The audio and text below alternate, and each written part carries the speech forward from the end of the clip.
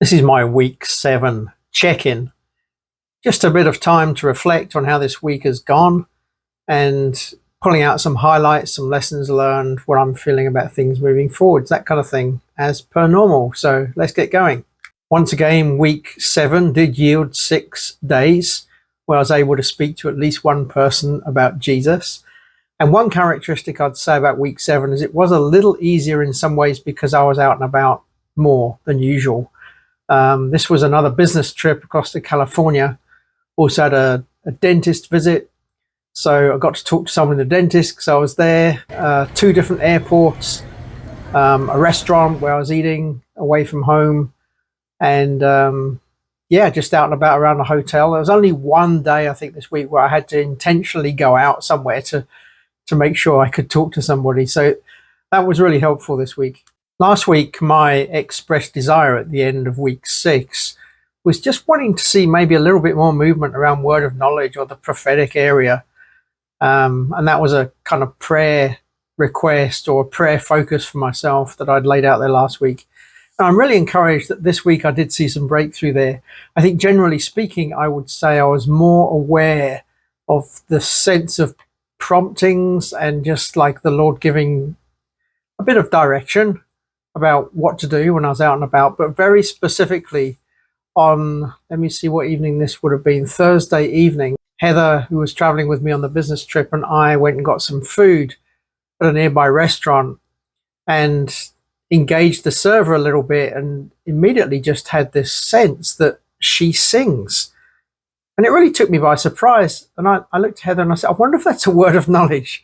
I mean, I can't say I walk in this a lot. I've had some experiences of it, but often it's just something that comes unexpectedly, and it has that kind of unlikely certainty almost about it, like it's strong. And I really felt that. So I decided that when she next came back to the table, I was going to ask her. So when she came back to the table, I said, hey, I got a quick question for you. Do you sing?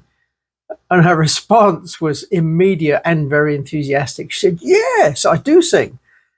And I was able to say, well, I don't want to freak you out, but I try and live my life in close relationship with God.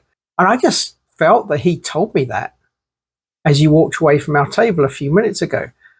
And I said, do you know why that's important? And she said, why is it important? I said, well, because it shows you that God knows you and he knows that you sing.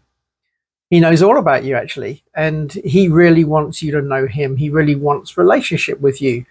And he wants to reveal his love to you.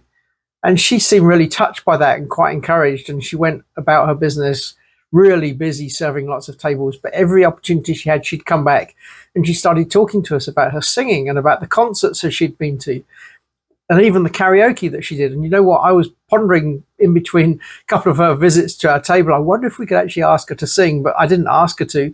But she volunteered it. She started to sing a couple of lines for us. Anyway, so it's like, what's that got to do with me witnessing? Well, I think it's learning and growing in engaging these kinds of gifts of the Spirit. And she certainly was touched by the whole experience. There's no doubt about that. My prayer is that the Lord continues to work with that seed and remind her of that encounter and how this guy in the restaurant heard the Lord speak to him about her. I mentioned there were other situations as well during the other days. It wasn't just that one word of knowledge. Like when I was in the dentist, we had a bit of conversation trying to steer it more towards faith, but he didn't really bite. And at the end, I was just praying, that the Lord would open the conversation again. And he obviously didn't realize what he was asking, but he said to me, do you have any questions for me? And of course, I do have questions for people. It's like, hey, I want to share my faith with someone. Can I do it with you? Or something like that. And so I asked him if he had any personal faith, and we got into a good conversation about the gospel. And I gave him a really detailed testimony, actually, about my receiving Jesus and how I walk with him, etc. So that was really powerful. When I went into a local store here, I really felt I should pray for someone that had a health condition. And I didn't really know how to do that. And I noticed this guy, and then I found him with his arm in this machine that was showing him his blood pressure. So that really opened up an easy conversation. Again, it felt like that was somewhat guided. When I was in Santa Clara in California and just wandering around outside the hotel, immediately I saw a couple of guys standing across outside a grocery store, and I felt immediately I should go talk to them. But I felt uncomfortable because normally I just try and talk to one person on their own rather than be intrusive. But I walked up and down for quite a few minutes, just feeling like almost dead to the idea of talking to someone. And then I saw those two guys again. Immediately, I just realized, oh, that's because I'm supposed to be going over there and talking to them. And it was actually a really good conversation. Anyway, just wrapping all this up to say that I want to continue being sensitive to the promptings of the Lord and Him guiding and directing as to what goes on in this witnessing challenge, the 156 challenge. I had another experience this week that I've really been pondering. It was more devotional than while I was actually out witnessing, but the hotel that we stayed in has like a parking garage next to it that we could see the top level, and right across one side, or a good chunk of one side of the roof, were these Tesla charging stations. And, you know, Santa Clara is literally just down the road from Tesla's headquarters, and there's a lot of Teslas on the road around that area. I mean, it's tech country, it's Silicon Valley. And it was really fascinating just watching this constant stream of Tesla drivers coming up with their cars, reversing up to the charger, plugging in, and then in most cases just waiting until they had enough charge to move on again. One or two went off to do something else and came back to their car, but there was a lot of different people coming in and out.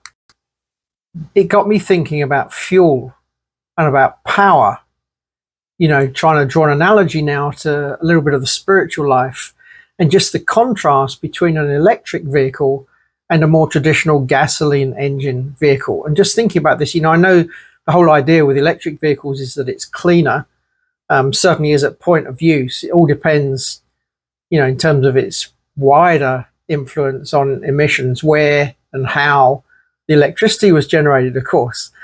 So there's no guarantee there, but definitely it's cleaner for cities and urban areas, no doubt about that. But just watching the situation and how they had to wait for their batteries to charge up, whereas with gasoline, what you actually do is you just fill up a tank and then obviously you burn the energy as you go. And it's just a totally different approach. And it got me thinking about the spiritual life and about these two contrasts. And I think there's a time in my life in the past where I was very much focused on, I've got to get my set aside time with the Lord. I've got to get charged and filled up for my day, you know, and there's this idea that my charge is going to run out.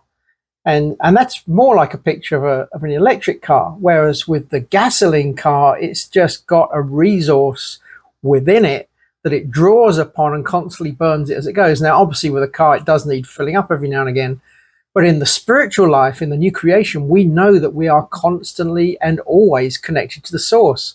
Jesus said that the life would be like a fountain that would well up from within us, spring up, even that the Holy Spirit will be like a river of life flowing out from within us. So, you know, it just got me thinking about how I have that resource on the inside of me, and witness really is very connected to this. The main point being that living in the overflowing life will put me in a much better position to witness, right? Because it's the life of God that is going to be flowing out. And I think I've been conscious more of that this week with this kind of word of knowledge and being prompted, that kind of thing, of drawing from that inner life that is in there, that is constantly available, and that I can tap it, access it, burn it, if you like, in the fuel idea as I go. And that's what I'm going to want to see happen more and more. So it's like a fueled witnessing lifestyle where I'm really just living in the overflow. You know, Psalm 23 talks about how our cup overflows. And it's that kind of lifestyle that I think is necessary for empowered witnessing. Anyway, just a few thoughts from the week. Moving forwards again, moving into week 8, really wanting to continue growing in this. There are days when I find it challenging, but overall I'm finding this really an enjoyable venture and really excited to be breaking into these new things. Anyway, blessings.